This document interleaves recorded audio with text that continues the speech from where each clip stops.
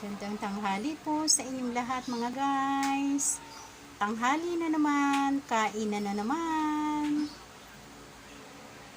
Yan po ang aming ulam po ngayon. May ginataang langka. Naglaga po ako ng karne. At yan, may kanin.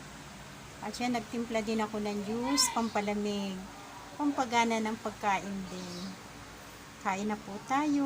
Maraming salamat po sa inyong lahat. God bless po sa ating lahat. Paki-follow at paki-share na rin po ang aking video. Sa muling video na naman po, mahal ko mga guys. Bye!